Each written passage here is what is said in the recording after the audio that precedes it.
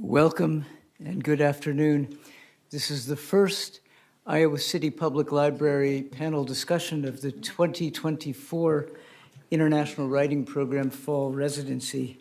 And as always, I am very grateful to the staff here at the Iowa City Public Library and to Dean Russell Gammon from International Programs, who provides the food in the back for all of our visiting writers and audiences. If you go to the University of the International Writing Program website, you will find copies of this week's presentations that all the audience here has copies of.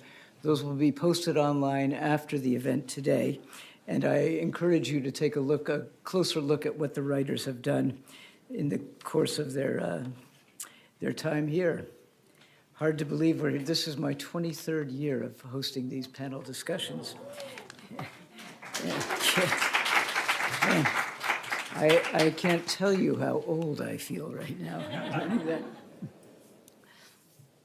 For those of you who are new to our programming, we've given our writers a topic to consider and present to you today. Copies of those précis will be available next week on our website at iwp.uiowa.edu, where you can also find biographies and writing samples from our writers and a full schedule of our upcoming events. You can also find this information by scanning the QR code on the bookmarks available at the back of the room.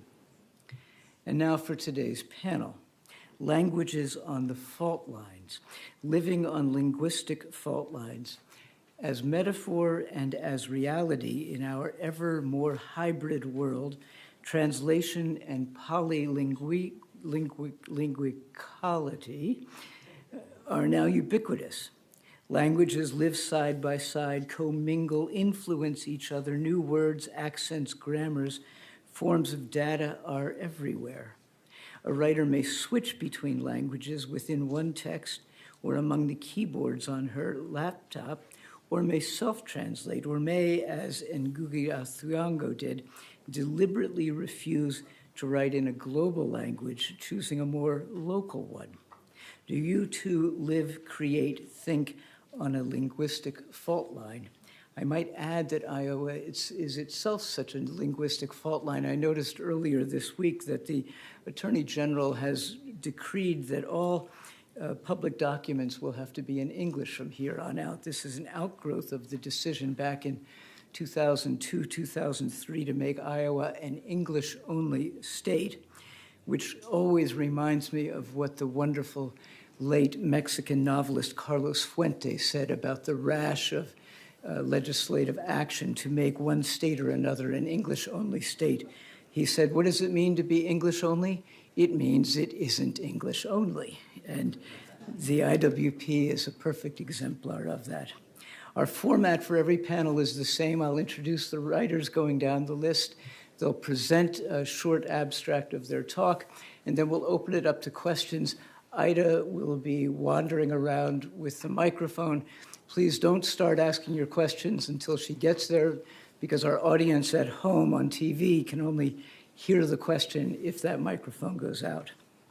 So for today's writers, immediately to my left, Tammy Lai-Ming Ho is a Hong Kong-born scholar, poet, translator, and former tenured professor of English literature.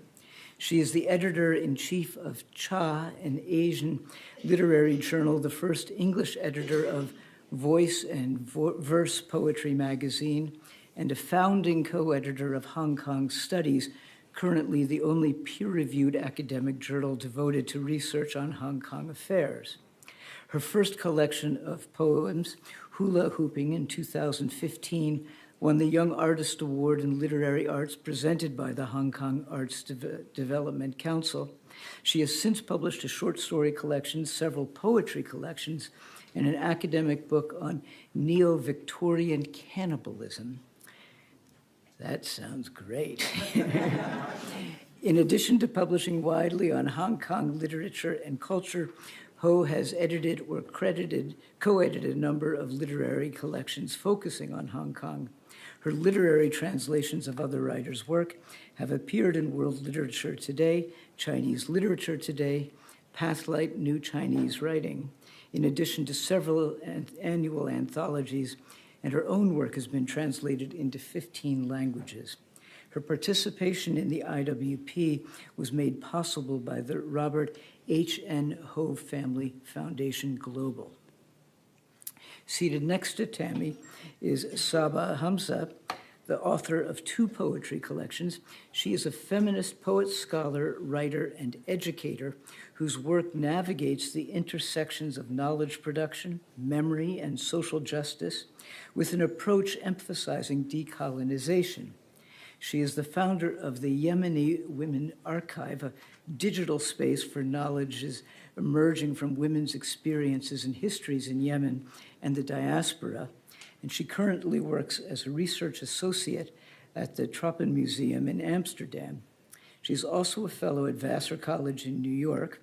Hamzah is committed to innovation in her work as an educator, using alternative pedagogies and artistic practices designed to stimulate critical thinking and challenge conventions and norms. Her participation in the IWP was made possible by a grant from the Bureau of Educational and Cultural Affairs at the U.S. Department of State. Seated next to Saba is Mary Roku, I had this right, but now I'll try it again.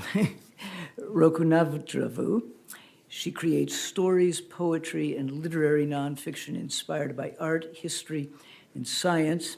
She was shortlisted for the Commonwealth Short Story Prize, the Pacific region, in 2017, and won it in both 2015 and 2022. Her work has been published in Granta, Ada, and Syncretic, and was anthologized by the University of London Press and Penguin Random House. She's now working on finalizing a first collection of short stories and writing a novel. Her participation is supported by the U.S. State Department through the Bureau of Educational and Cultural Affairs, and I might add that she is our first writer from Fiji in about 30 years. Finally, Nectaria Anastasiou is the 2019 winner of the Zographerios Agno, a Greek language literary novel award founded in 19th century Constantinople. Her debut novel, A Recipe for Daphne, which was written in English, was shortlisted for the 2022 Runciman Award and longlisted for the 2022 Dublin Literary Award. It was also a finalist with an honorable mention for the 2022 Eric Hoffer Book Award and a 2021 Women's National Book Association Great Group Read.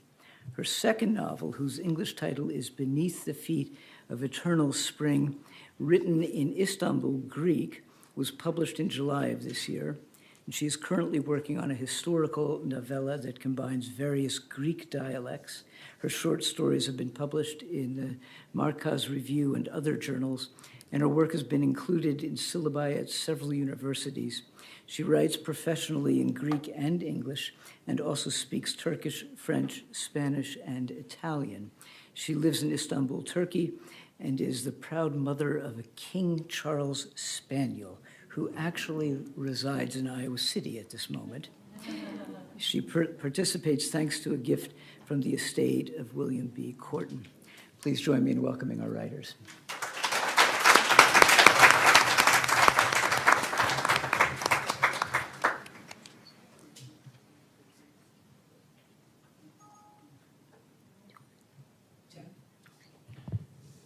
Hello, everyone. My name is Tammy, and my piece is entitled Thought Language. Hong Kong has changed a lot since 1997, the year the city's sovereignty was returned to China. The changes were subtle at first, but in recent years they have become increasingly obvious and now appear to be as irrefutable as they are tangible. One such development concerns language. The majority of Hong Kong's 7.4 million population speak Cantonese as a first language, even though the city, as the linguist Lisa Lim writes, hosts myriad communities, each with its own heritage languages. It is Cantonese that is the mother tongue for most people. A constantly evolving language, Cantonese is unfortunately being stifled and sidelined institutionally in Hong Kong, and there is a sense that it is endangered. It is even being squeezed out in some Hong Kong schools, where Mandarin is considered superior and of more utilitarian value. The active devalorization of Hong Kong's own language, essential to the city's identity and the expression of its people, carries a worrying echo of what has happened in recent decades in neighboring Guangdong province, where younger people now prefer Mandarin to their parents' Cantonese. Is Cantonese disappearing in Hong Kong? Fortunately, no, not yet, even though in the city's streets you will hear more Mandarin than a decade or more ago, and at times you might have an uncanny feeling that you are in a distorted version of Hong Kong. Is Cantonese disappearing in Hong Kong writing? To answer this question, one must understand that for a long time, the standard written Chinese that Hong Kong writers use is based primarily on Mandarin. According to Dorothy Te, a Hong Kong writer who was a resident on this very program in 2011, and I quote her, "This written Chinese is neither Mandarin nor Cantonese. It is a language that one learns directly from printed matter, a language pronounced in Cantonese yet with a very different vocabulary and grammatical rules," unquote. She goes on to say, quote, "So when we start to write, we are already being detached from our daily life. We are already somebody else," unquote. Indeed, the Hong Kong writer, if following conventional expectations to write in the kind of widely accepted standard written Chinese, experiences a sort of split personality and identity whenever they put words to paper. As Cantonese faces greater challenges at the institution level, in recent years, Hong Kong writers have felt a greater urgency to incorporate Cantonese in their writing. There is even the publication of Resonate, a cultural and literary periodical that features pieces written in Cantonese. Its tagline reads, "A publication belonging to Hong Kongers. We hope that wherever there is Cantonese, there is home." This is not to say, however, that Hong Kong writers had never before used Cantonese in their writing. The writer Dong Kai-zhang, another former resident on this program in 2009, is known for his skilled commingling of modern standard Chinese and Cantonese, such as colloquial expressions, in his work to reflect a distinct Hong Kong flavor or aura. I personally would like to see more creative and innovative Cantonese usage in Hong Kong writing, and I expect this hybrid form of composition and resistance to flourish, despite the external factors that are at work to marginalize Cantonese at the official level in the city. Even in Hong Kong English writing or Anglophone Hong Kong writing, there are texts that emphasize Cantonese elements or include Cantonese expressions as an integral part of their narrative. These tend to be recent publications, appearing either by design or coincidence close to the 20th anniversary of the handover in 2017. In English, they demonstrate that Cantonese, or at least its aura and language experience, to use Dong Kai-zhang's expression, need not be supplanted by the dominant strain of Chinese, but rather it can cross the linguistic border and even be enriched and fortified in so doing. There are also writers who unabashedly put Cantonese characters on the page without taking the trouble to translate them or provide explanations, thus creating definedly multilingual works that are like beautiful tapestries of two or more writing scripts. Speaking of myself, I exist as both a writer and reader on a kind of linguistic fault line, which is perhaps embarrassing to admit. Although Cantonese is my mother tongue, it is now often alien to me because I use it infrequently due to my profession and personal life. And the longer I use it sparingly, I find the more it eludes me. When it comes to writing, while I'm very comfortable and enjoy translating from Chinese into English, I write very little in Chinese. Over time, English has taken over and become my first written language, both in my own writing and in my translating, filtered through self-translation. To some extent, I have lost my mother tongue, Cantonese, and to a larger extent, Chinese. I felt this sharply nearly 10 years ago when I was invited by a Hong Kong magazine to write an article on Ishiguro's The Buried Giant, and Chen Gunzhong's novel, The Fat Years. I found myself drafting the piece in English instead of Chinese, and I ended up writing the whole piece in English, which was later translated into Chinese by someone from the magazine. I don't know how many others have similar fraught relationships with their first language. This sense of disengagement with one's mother tongue can be hugely inconvenient and at times heartbreaking. Relying on English, my second language, is not perfect either. A character in the Chinese author Fan Wu's novel, Beautiful as Yesterday, says, quote, "Speaking English is like taking a bath with my clothes on," unquote. A feeling that some readers who speak or write in a second language may find familiar. What Wu is describing, in essence, is a sense that there is a barrier between what we intend to say and what we actually say. Of course, everyone speaking and writing in any language, even their first tongue, has moments where there is a gap between what they intend and what they deliver. Indeed, we all, to some extent, take baths with our clothes on. I end up feeling not at home, in a way, with the languages that live in my head. I am a writer in search of a home language and finding none. But I also must begin to appreciate the potential benefits of the distance, which can act as a catalyst for new writing. And perhaps in addition to spoken language and written one, a third one, thought language, which is utterly personal and internal and doesn't have to be clearly defined. We can consider to think of this third language. It's a language that one holds dear and is unique to individuals, like a secret. Thank you.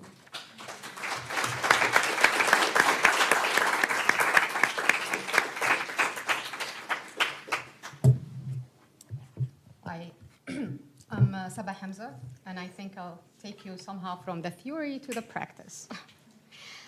I'm the bridge, yet I cannot break me. I have been postponing a lot of writing. I'm waiting for the right time, the right genre, the right language. I postponed too much, that all the thoughts are fighting in my head like a tsunami, flooding me with them. Sometimes I feel the only way to express myself is in English. وأحياناً أشتي أكتب بالعربي، لكن ليس أي عربي، بل بلغة البنة المريرة، بالعامية اليمنية السمراء المحمصة مثل ذاكرتي وتجاربي. Maar soms vind ik het heel moeilijk om ze niet in Nederlands uit te leggen. Ik wil graag mijn zoon en mijn chataat te lezen. Maar misschien is dat niet waar. Misschien wil ik gewoon met hen spelen. Ik doe dat. Ik zeg, wat betekent dat in het Arabisch? Ze proberen het uit te leggen, maar soms zegt de jongste, waarom? Waarom moet ik Yemeni te leren? Ik woon in Nederland. I love his way of protesting. I love his arguments. But I also love languages. They bring people together. Maar soms, they set them apart. وأقول حينها ما جدوى الكتابة؟ فيرد صوتي سأكتب حتى يتدفق حائطي من الوادي للجبل وتصدح الكلمات كالصدى فتخلق لي من قلب الصمت صوتا.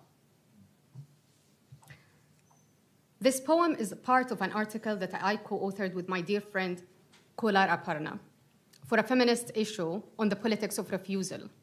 Our essay, Languaging as Refusal, focused on questions such as who is the subject-object of refusal?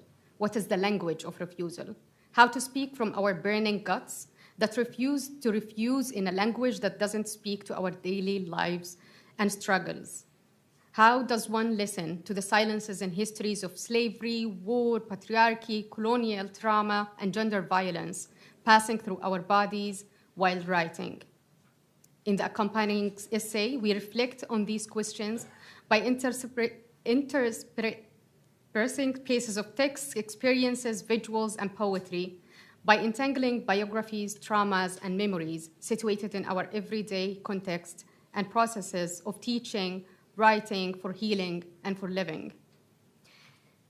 In 2021, after only 3 years of living in the Netherlands, I was nominated for the prestigious literature award Al Hijra for my first poem in Dutch. I wrote the poem in Dutch during the period of quarantine that evoked a lot of emotions and traumas that I wanted to document in written words. I wrote the poem in Dutch because I wanted my kids who were more fluent in Dutch than in Arabic or in English to read it. I want them to read me. I wanted my kids who were, my kids regard me as a perfect mom, the superhero, and I'm proud of that.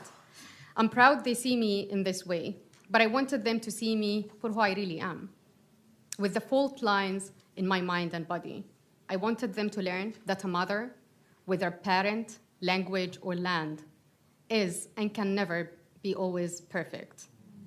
When I was asked to make a film recording of the poem, the committee suggested that I might want to read the poem in English or the translation of the poem in English or in Arabic, but I chose to record it in Dutch. I still remember the fear I experienced at the studio, but it was a moment of fear that I wanted to document. And as a friend said once, this is our reality, and languages roll in new ways on new tongues. It was not the Dutch audience that I was afraid of. I was afraid of my particular audience, my own kids. What if they felt ashamed? What if they corrected my pronunciation? Or what if they said nothing? When the poem was published online, my kids watched it, and to my surprise, they all came to me, hugged me so tight, and told me they were trots op me. Immediately I asked, and my Dutch? They said, "Je deed heel goed." So, yeah, the rest was translated. Thank you.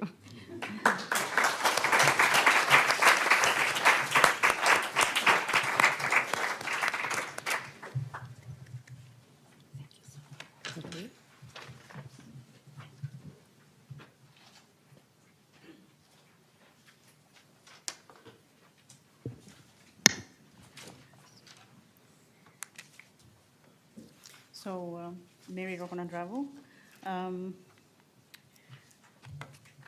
As a writer, I have never been called upon to examine and discuss language ever before. And I just created this, I'm sharing this map so that you can get an inkling as to where Fiji is. It'll be shared so you can locate it, but it's in the middle there, east of Australia and east of New Caledonia. And that's just to set the scene for you. And Suva, which is the capital, is where I live and work from. This is the first time I have lent considerable thought to language, or languages that I have been immersed in since birth, including the deeper and more powerful currents bypassing me in the larger global linguistic flows. This is also the first time I have accepted the task of examining my life of writing on and from the fault lines. My continent, Oceania, possesses 23% of languages spoken today. Globally, there are 7,100 languages, approximately, and 1,600 are spoken in Oceania. Excluding the First Nations people of Australia, more than 1,400 are spoken by Pacific Islanders.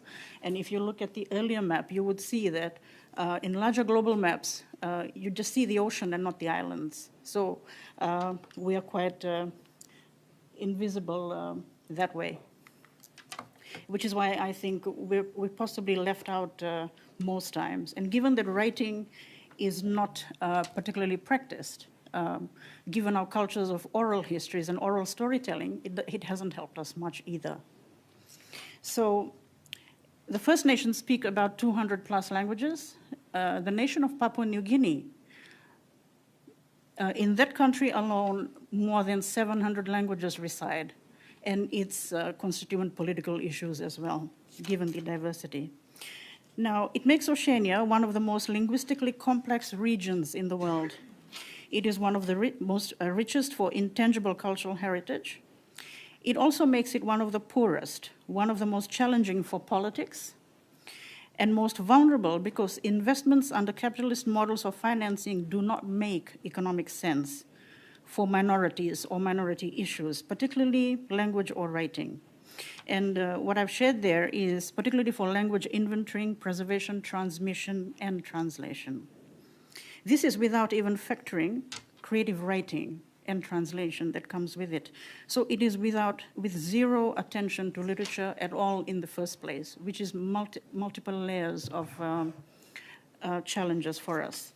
Now, lifting it a notch higher, indigenous peoples comprise about 5% of the global population, but they own more than 82% of sustainably managed global lands and rivers and waterways in pristine condition. And they are owners and bearers of more than 95% of global cultural heritage, and that's from UNESCO, the statistics. Language is a technology that gives life to and sustains these indigenous worlds, but these languages are being lost at an alarming rate. In every space and instance where a language is lost or is going to be lost, it is replaced by either English, Spanish, or Chinese, and Mandarin, which is what Tammy talked about earlier. And that's our reality in the Pacific region as well. But I would like to add that arriving here and engaging with the writers from Latin America and those who are dealing with Spanish, I'm already aware as to how complex even that situation is. So there are no easy answers, really. But what it requires is probably a lot of creativity and innovation in approaches and how we deal with it going forward. Now, in my body are the bloods of the indigenous Fijian, the settler English or European, and the Indian indentured laborer who was brought in to plant sugar in Fiji by the British. So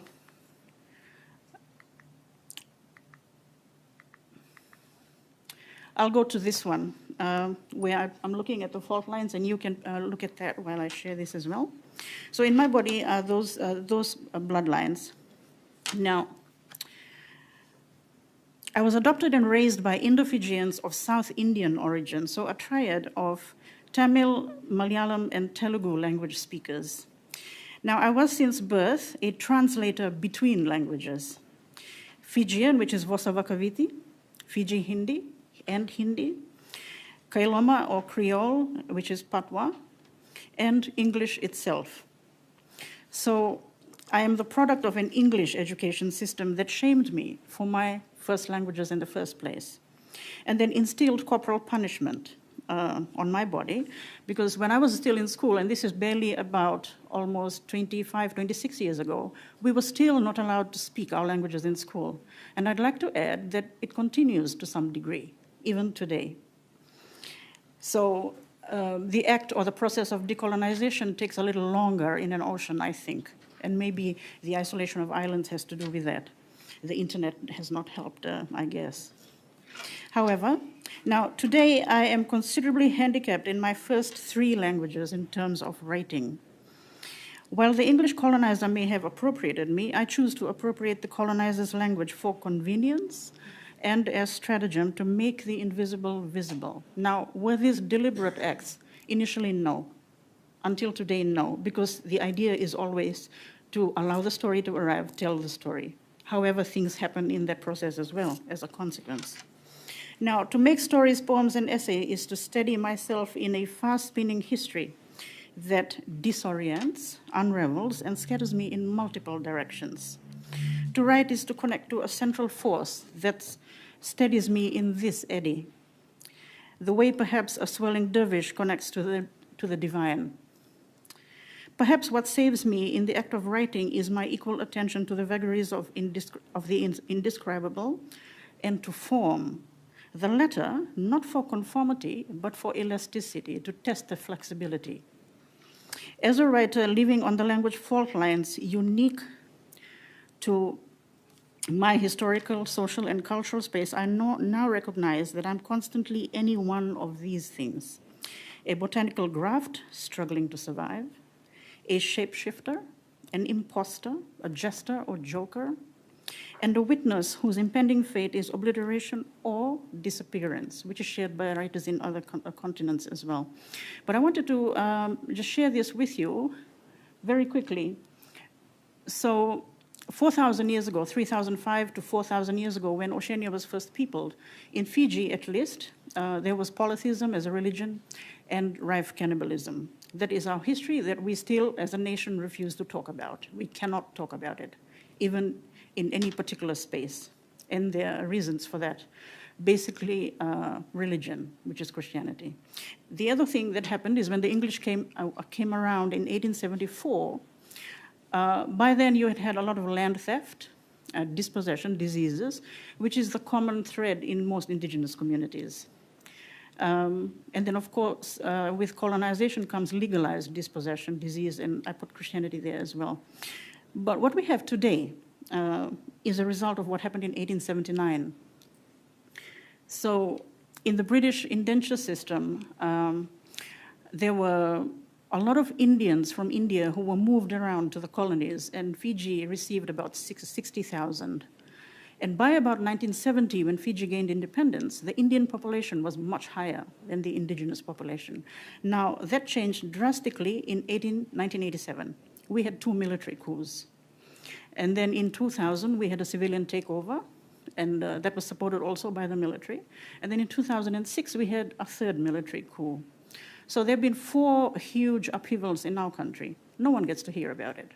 I know that many of my colleagues who were with us only got to learn about it from me. And I don't know whether it's a good or bad thing.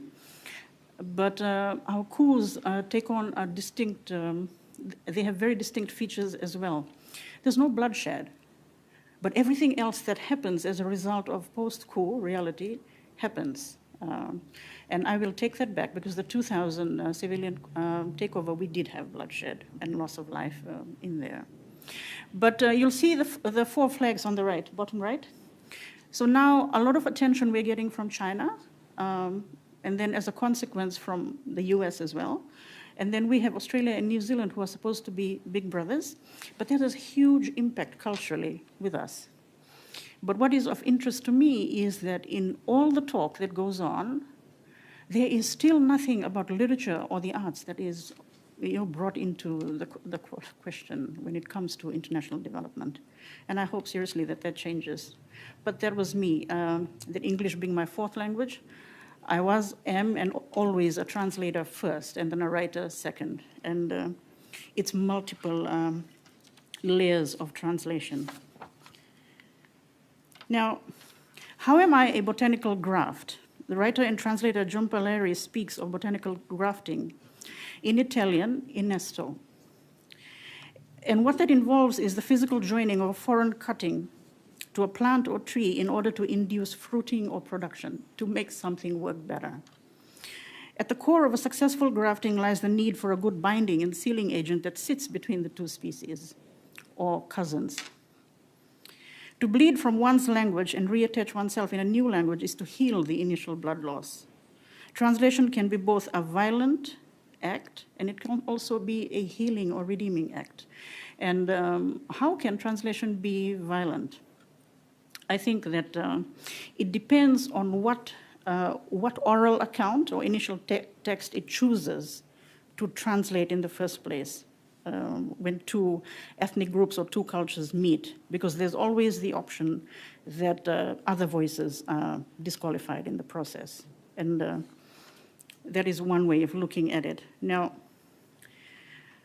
I was a translator before I became a writer, and translating for my mother, my grandmother, and my father. So in the initial map, I work and live in Suva now, but my family had a copra estate, which is a coconut estate. A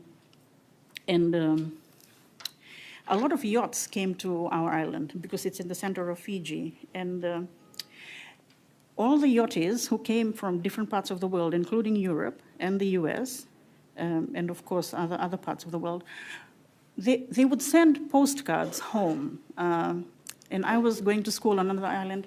But at the end of every year, every Christmas when I returned home, since about the age of 5 or 6, my parents would keep the postcards, and I would have to translate it for them when I got home.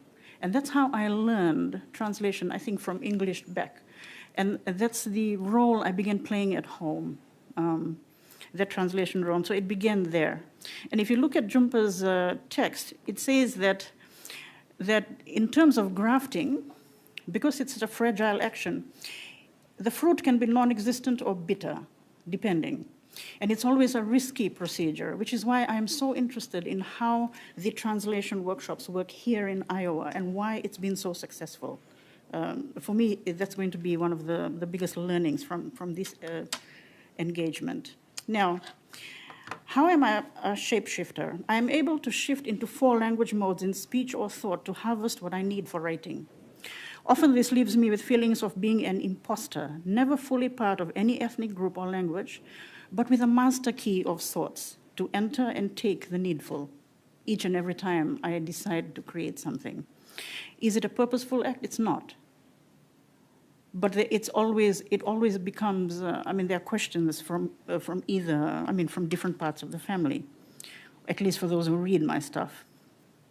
Now, the analogy I draw is that in Fiji, we have a shark god called Ndaku Wanga. Ndaku is back and Wanga means to light. And the shark god is someone who is one entity that used to take raiding parties from one island of Fiji called Taviuni. And the phosphorescence of the back used to shine at night to provide light to the warring canoes who did not want to use light from their sailing vessels.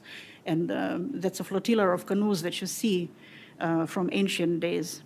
Now, the shark god, Ndakuwanga, would shapeshift into what is called Daudina, or the torchbearer, or the light giver. And when moving to land, he becomes a handsome man, where he becomes also a seducer of women. And in that form, he was known as the patron for adulterers, those who wanted to have affairs, or to lure women as well. And oftentimes, as a writer, this fluidity between identities as both shapeshifter and imposter is very tangible in how I feel about my writing and the angles I take. And this mythological analogy is relevant for me in this context. Now, sometimes I see my role as writer as court jester or joker. In my writing, I have been able to cover difficult and sometimes testy themes,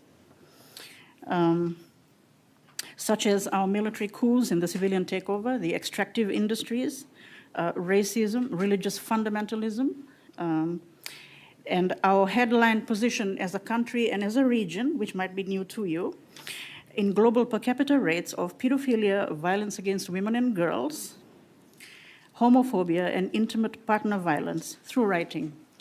Now, we have that suite of problems. And always the juxtaposition that is interesting is we are a very, very religious nation, but we still top all these per capita rates globally, not only as a country, but as a region as well. Now, however, it is not purposeful that I draw in these. And these themes are simply the reality of the cultural and social landscape of Fiji. Thus, they seep into my stories and poems. In Pacific cultures, there are elves, gnomes, little people who are tricksters or mischief makers, such as the kakamora, which was used by Disney, and those large canoes, the small canoe, and also the large ones that you see in the movie Moana, are the Fijian drua. And it's also shared by other Polynesian cultures as well. And now, the best analogy I can offer is that of, you also have the Menehune of Hawaii, the Hanmenaksu in Rotuma, which is an island that is part of Fiji. And I just wanted to mention a line about that. In the case of Rotuma, the Hanmenaksu, which is also shared by other cultures in the Pacific, in very important occasions, you have a woman, so there's a change in the gender thing. A woman is bestowed power by becoming the jester or clown. And the clown is expected to ridicule the power figures in that space. And it's something that is allowed and much enjoyed by everybody. But that is the opportunity for the common person to actually question power, and if there are negative things, to bring it to the fore. So those are the spaces that happens in. And I think that we as writers, inevitably, through our poetry and stories, in effect do that in society. Now,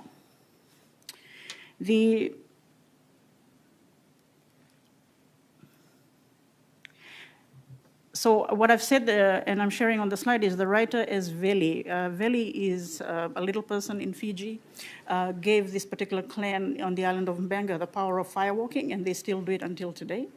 So they make those big earthen pits and heat stones until they're white hot and then walk over them. That was given by a trickster god to them. No other person in Fiji can do it except them.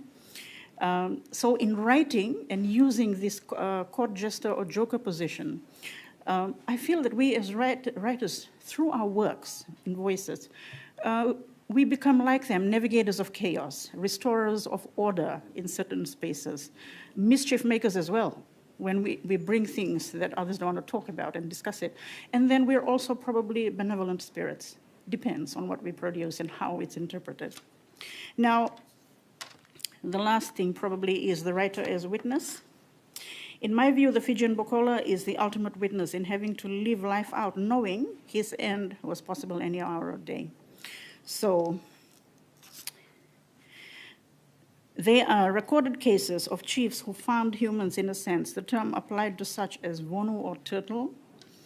It was the ultimate case of powerlessness. For us as writers, the act of bearing witness is not necessarily deliberate, but our creative works render us so. So whatever fault lines of languages we work from, or cultural fault lines that we work from, and even as walls close in on us and our spaces become more contested, we produce from our regions, even as it sometimes cannibalizes or consumes us.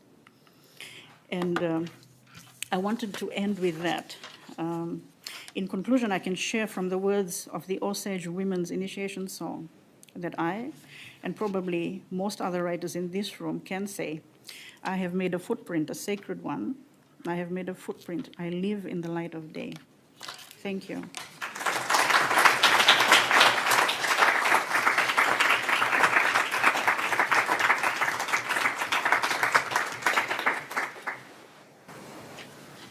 My name is Nekaria Anastasiadou. Istanbul, my city, is perched atop the North Anatolian Fault, a geological rift that passes just 20 kilometers below us through the Sea of Marmara. Earthquakes are normal in Turkey and Greece, one of the most seismically active regions in the world. But I don't just live on a fault line. I also write on it in the Istanbul dialect of Greek, a language fractured historically by the splays and trenches that arc southward from the Anatolian plate into the Aegean and Ionian seas. Like its geography, the Greek language is rich with islands, mountains, near deserts, and lush forests that have always been in the eye of pirates, colonizers, and immigrants. The language has been divided into mutually intelligible dialects since ancient times, and no intellectual movements, not even the pseudo-ancient form of Katharevusa Greek, invented in the 18th century, were able to shake these dialects. Katharevusa, however, was abandoned in 1976 in favor of the more insidious Standard Modern Greek, which is essentially Atheno-Peloponnesian. This Central Greek, I refuse to call it Standard, made its way into the homes of Greek speakers everywhere through printed media, radio, and television, eroding many dialects and threatening to level the language into something as stark and as bare as the rocks of Attica. Istanbul Greek, the dialect in which I write, has been spoken in the city for over 2,000 years. Although Ottoman Turkish became the official language after the 1453 conquest, with Arabic and Persian also recognized, over 50 minority languages, including Greek, Ladino, and Armenian, were allowed to flourish, as we see not only in books, but also in multilingual Ottoman signage, calendars, and even sales receipts. Within this Ottoman linguistic hybrid, Istanbul Greek maintained Byzantine forms now lost from Central Greek, such as the verb mnisko, to live, the noun khulyari, spoon, as well as Arabic and Farsi words that entered the Greek language well before the Ottoman conquest, including bezesteni, covered market, from Farsi, Bazazistan. The dialect's main speakers, Orthodox Christians called Rum, meaning Roman, as well as Romaniot Jews, often attended French or Greek schools and had close business relationships with Italians. Consequently, we incorporated significant French vocabulary and almost as much Italian as the Ionian Greek dialects. And because Rums and Romaniotes lived in the same neighborhoods as Ladino-speaking Jews, we absorbed Ladino words such as confeitaria, from Ladino confiteria, along with vocabulary from Ottoman, officialdom, and neighbors. But Istanbul Greek is not only the result of archaisms and borrowing. We also have a natural affinity for language play. After all, Constantinople, not Athens, was the center of Greek letters from shortly after its founding in 330 Common Era to the early 20th century. I haven't met one Istanbul Rum, regardless of age, profession, or education, who doesn't invent his or her own words. Moreover, we still love to mix it up, just as we did in the times of the Byzantine and Ottoman empires, running through 3 or 4 languages in a single sentence. Despite the fact that Istanbul is an intense source of attraction to the inhabitants of Greece, to this day, most Greek publishers refuse to publish the Istanbul dialect and, for that matter, any non-central Greek dialects. The result is that not only Istanbul characters, but also Cretans, Salonicans, Corphiates, and others speak Athenian in Greek novels, creating a fiction scene that is colorless and stilted. You now understand the boldness of my decision to write a novel entirely in Istanbul Greek, no concessions, no footnotes, no glossary. I was told repeatedly by people in the business that a novel in Istanbul Greek would never be published. Despite such opposition, I refused to write an Istanbul novel in Central Greek, which would result in something as fake as a London novel with Londoner characters speaking Southern American drawl. Instead, I vented my frustration by creating an Istanbul Greek idiom series on Twitter in which I discuss one Istanbul Greek word or expression and its etymology per day. In 2021, journalist and author Nikos Evstathiou noticed my series and asked me to do an interview for a leading Greek newspaper, Kathimerini. I responded to his questions in Istanbul Greek, and Kathimerini published my replies as given, without edits, a groundbreaking move. Soon after, Ioannis Papadopoulos, a publisher with Constantinopolitan roots and a progressive outlook, contacted me. In 2023, Papadopoulos released my second novel, Στα πόδια της αιώνιας άνοιξης, Beneath the Feet of Eternal Spring, the first novel ever to be published entirely in Istanbul Greek. Here it is. I was told I could never do this. Some reviews have praised the freshness of its voice. Other reviews have not even commented on the dialect. The latter is a compliment to Greek readers and critics, who seem to be more ready for diversity than their publishers. The ancient Greeks and other Mediterranean civilizations purposely built their settlements along massive fault zones, which are usually accompanied by drinking water, hot springs, protective cliffs, and fertile land depressions. Before modern civilization covered these fault lines and splays with high-rise concrete, earthquakes did not cause the devastation that they do today. Toppled buildings were simply rebuilt. The problem, therefore, is not the fault line itself, but what we build on them. Whether it is something rigid, cumbersome, and inappropriate to the natural topography, or whether it is something flexible, natural, and harmonious with its environment. In my case, writing on the fault line has been just as propitious as the ancient Greek experience of building on them. This does not mean that I have had an easy time publishing. On the contrary, I have had to rebuild many times in different languages. But ultimately, I have been able to create something rich and fresh that I could never have done in a more stable geography. Thank you.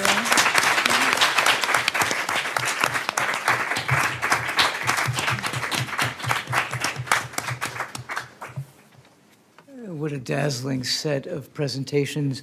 And while you are formulating your questions, I'll just remind you about some upcoming events. And again, Ida will come around with the microphone. This weekend being a holiday weekend, here in the U.S., there will be none of the usual IWP programming this Sunday. The following Sunday, September 10th, our Prairie Lights reading series and Cinematheque series of international film screenings will resume. You can find all that on those bookmarks in the back. Join us later today at 5 p.m. for the first in our weekly series of Shambha House readings featuring Marciela Guerrero, who is from Mexico, and Brenda Navarro, who is representing Spain and Mexico. And please join us next Friday, for another panel presentation from our writers who will discuss the theme of nature on edge. So to your questions. I think back there.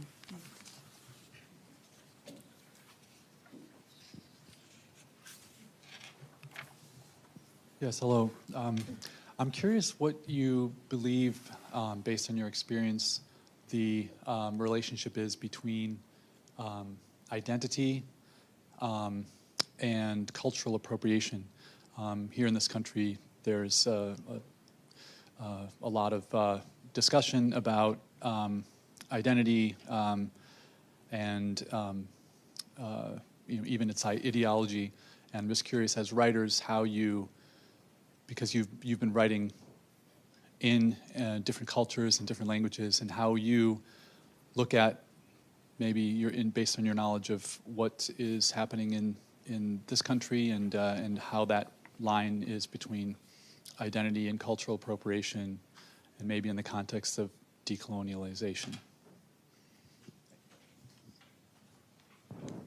Who wants to go first? I have a question about the question. Because I'm not sure I quite understood it. Are you referring to, it seems that in the United States there is a discussion about what people should be allowed to write about? Is that what you mean? Like if you are, you have to be Mexican American to write about something Mexican American, like for example? Yeah.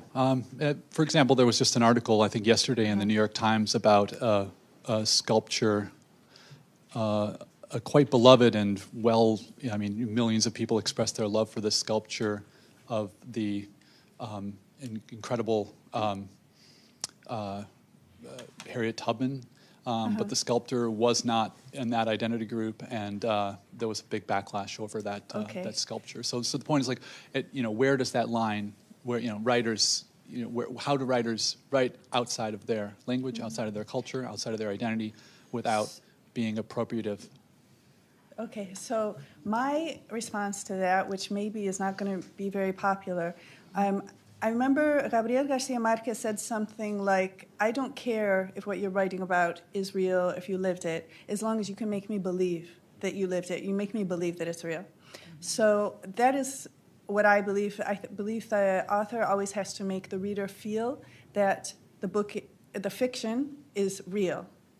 And if I can't, so I write about, in my daily life, I am always interacting with people of at least 3 religions and of various languages.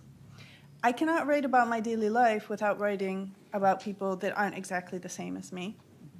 And also, if I say I can only write about people the same as me, that means I'm only going to have one character, and her name will be Nectaria in every single book I write. So, it means I can't write about men. I can't write. I think as long as I can make the reader believe that something is real, I have a right, and everybody has a right to write or create. That's my reply. Yeah. I could have a comment on that.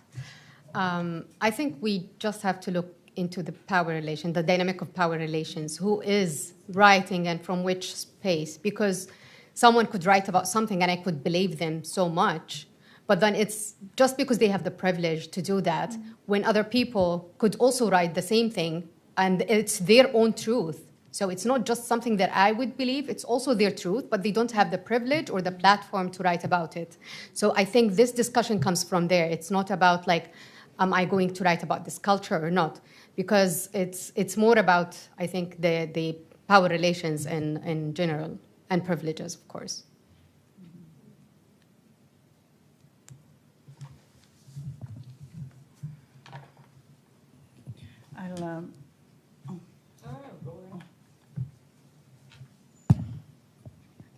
I'll just add to that.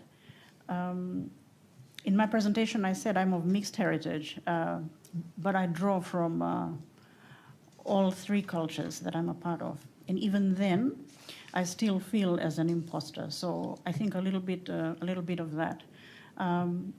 But I think it always comes down to power relations. And I think when you deal with, I'll speak here in terms of indigenous communities, for example. If it is a matter or an issue of intellectual property, for example, then it has to be acknowledged. But I would put it this way. As writers, as a writer, if I work on a piece where I have drawn from a certain group of people, for example, and their experience, it would be useful for me to contribute some space to explaining that, not as part of the story itself, but when I'm invited to events and I talk about it, or maybe in interviews or something like that. But that acknowledgement, I think, is important. It's something similar to the acknowledgement you have for the university in terms of indigenous communities here. So something to that effect. However, when it comes to financial issues, say someone makes a lot of money out of that, then there's always the opportunity for giving back. So I think if you put in certain compassionate measures into that, it works out. But you cannot put a rigid system around it. I think it's always going to be a contested space and negotiable. That's how I would put it. Hi, can you hear me? Yeah. Thank you all four of you. That was a very, very beautiful first panel. Especially Tammy and Saba, I could see myself and I think like my relatives in your stories. And Mary and Nectaria, sorry if I pronounced that wrong. Thank you for this almost like history lesson. That was very informative. My question is, because you all mentioned languages, multiple languages that you speak and know, and some of them are almost endangered or suppressed by the Western cultures that you live in, maybe, if I interpreted that correctly. How do you want to continue writing in the future and try to preserve these multiple languages that you know? Maybe we could start with Tammy. Do you want to? I was talking about how in Hong Kong the use of Cantonese, I emphasized institutional level. And I think for me, because I don't write in Chinese or Cantonese, what I can do as an editor, researcher, is to provide platforms and spaces for writers who do use Cantonese in their writing to have their works, to make their works more visible, and also to study these new, relatively new forms of hybrid writing.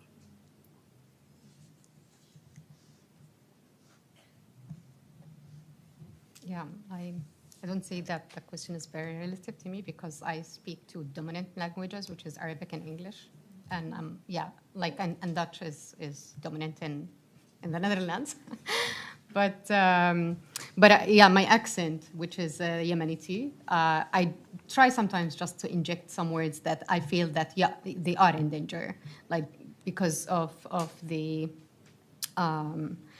With social media and like, you know, with a lot of people like talking different accents and then accents somehow get lost. And some words I noticed growing up that they're not there anymore.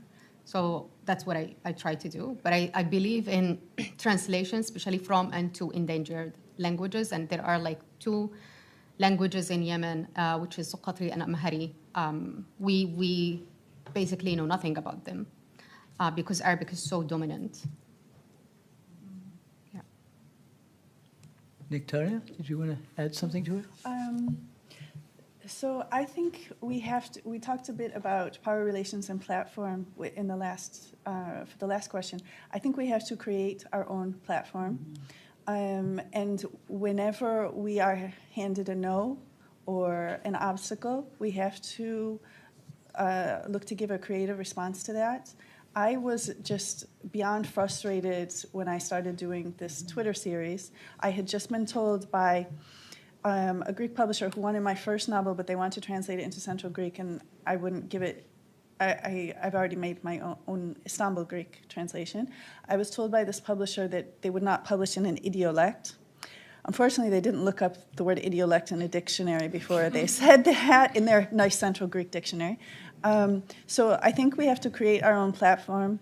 I created my own platform with Twitter, and I don't think if I hadn't done that, and it was just venting, really. I mean, in a creative way. You wouldn't see it as venting when I began it, and then that finally led to this book being published. This book is dedicated to my father. That was a promise I made to him as he lay dying, that this book would be dedicated to him. And one thing I learned from him is that when someone says you can't, that's a challenge. That is like someone in a duel throwing, what do? They throw down the glove.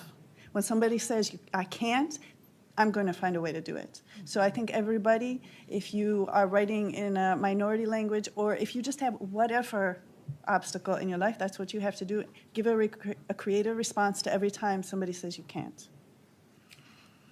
What a beautiful place to end this very stimulating and provocative panel. Thanks to the writers.